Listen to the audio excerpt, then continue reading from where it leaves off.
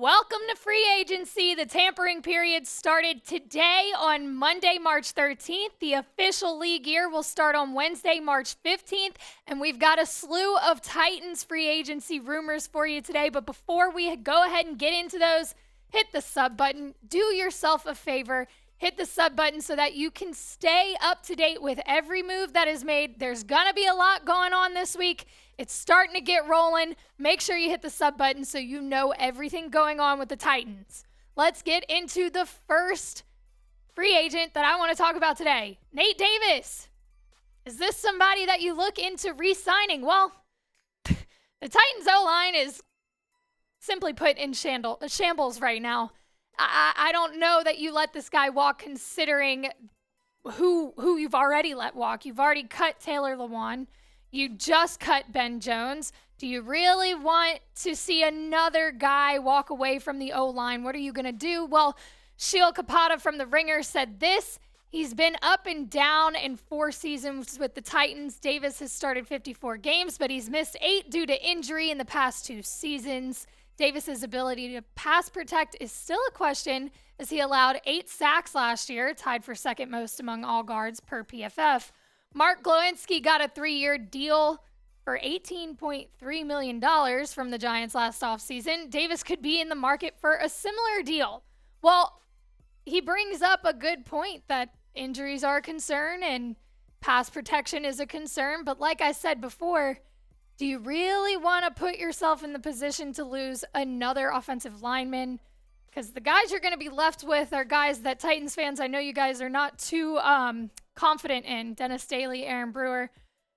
But you have to make the decision. Do you pay him the money to keep him around when he's proven to have a problem with durability and pass protection, just so that you're not in complete shambles on the O-line? Or do you let him go and look for somebody else? Because you do have guys in free agency, Caleb McGarry, Mike McGlinchey, Orlando Brown, who probably more expensive, but you've got guys in free agency to take Nate Davis's place. Do you do that? That's the question. Should the Titans re-sign Nate Davis? Let me know what you think. You can play GM right now. We'll ignore what Ran Carthon's doing. Let me know what you would do if you were Ran Carthon. Type Y for yes. The Titans should re-sign Nate Davis. Type N for no down in the comment section. Let me know. Next guy up isn't a Titan yet, maybe. It's actually a free agent target that I want to talk about today, because Mike Vrabel came out and said at the Combine that he wants fast receivers, and I think Parris Campbell could be that guy. Vrabel said at the Combine, there is a degree of physicality that is required in this game at every level. Be fundamentally sound, play with technique, but we have got to get faster.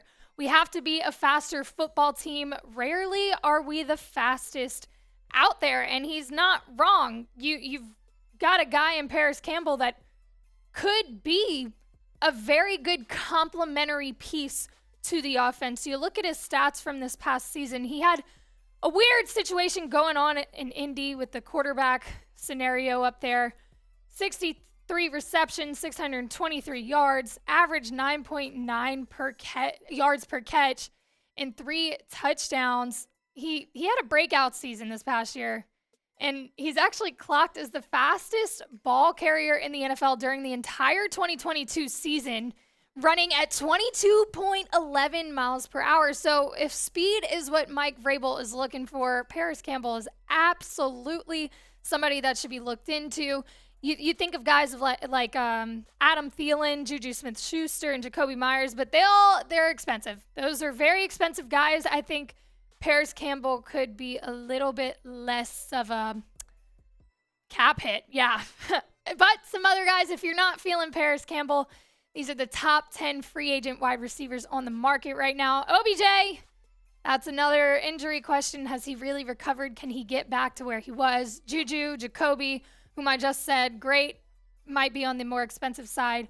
Michael Thomas, I believe, is going to re-sign with the Saints. He seems to be really excited about Derek Carr being down there, so I don't know that they let him walk. Julio Jones might be cooked. DJ Chark is another one I like, could be complementary to the offense. Injuries might be of concern. Mecole Hardman. Allen Lazard, I really like on this list. Big guy, contested catches, veteran experience, would absolutely lead Treylon Burks, Kyle Phillips in that receiver room. And then Jarvis Landry, another guy on a one-year deal with the Saints last season. Curious to see what happens to him. Not sure that he is on the up and up from injuries as well. So I'm sticking by Parris Campbell. If not, Allen Lazard, I got to say, he might be a little bit more expensive than Parris Campbell. I think he is another one to look at. But Parris Campbell, he's athletic. He can bring some leadership to Treylon Burks to kind of help him out in his second year, and he's affordable. Do the Colts keep him around, hoping that they grab a quarterback in the draft that they can pair up with? Maybe so, but as of now, I think Parris Campbell is absolutely somebody to be considered a receiver in Tennessee. Name a free agent you want the Titans to sign. It doesn't have to be a receiver. It can be any position that you think the Titans need to fix in free agency. It starts today, like I said, and things are going to get wild. Head down to the comment section and drop a name you want to see on the Titans roster. Demarcus Walker. There have been talks that he and the Titans are in trying to negotiate contract and extension. Is that really going to happen, though? Because he seems to be a little bit of a popular guy right now. Justin from the Draft Network says the Titans are impending free agent defensive lineman Demarcus Walker, is receiving a ton of interest from outside parties per league source. The Titans are still in the race, but expect things to heat up within the next few days. Stay tuned. That was March 9th. Today is March 13th. So it's been the next few days. We should hear something more soon. This is another guy who is kind of overlooked, I think. I think the entire defense right now is being a little bit overlooked just because of the needs on the offense. But this is somebody you might want to bring back. He was on a one-year deal just for $1 million this past season. He had a career high of 7 sacks. And look, this guy's a career backup, but he produces like a starter.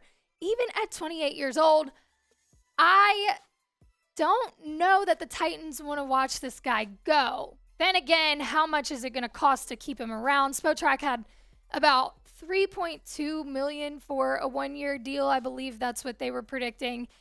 Here's where it might get tricky. If other teams look at Walker as a starter, not as a backup, they may be willing to pay more money for him. Therefore, there's no reason for him to stay in Tennessee if he's going to be continued to be looked at as a backup. If he's going to be looked at as a starter elsewhere and get more money for it, then yeah, go there. But I think this guy is a sleeper. I think he needs to be evaluated by the Titans and not just pushed aside because of the other needs. I've got one more guy for you that I want to talk about today, but before we do, Fanatics, they're back. And, of course, they've got the awesome green St. Patrick's Day Tennessee Titans gear. You need to get it. Look, I saw a couple people asking about it in the comment section. St. Patrick's Day is literally this upcoming weekend. If you want to rock the Titans green at your St. Patty's Day parties, go to Fanatics, go to chatsports.com/TitansGreen and get some. You'll look great while repping the Titans. And they're going to be making some moves this week, so you're absolutely going to want to be supporting them anytime that you can. Head to chatsports.com/TitansGreen to get your green Tennessee Titans gear for St. Patrick's Day. Next guy, last guy I want to talk about is Austin Hooper. There's been questions about whether the Titans should re-sign the tight end, but you need a tight end that can block because currently Austin Hooper and Chig, I don't know that they're getting the blocking part down. They're very good pass catchers, but just not quite getting the blocking part down, which is essential for a Titans offense that thrives on the run. Austin Hooper's stats from 2022, 41 receptions, just 444 yards, 2 touchdowns, average 10.8 yards per carry. He's on a one-year deal for $6 million this past season.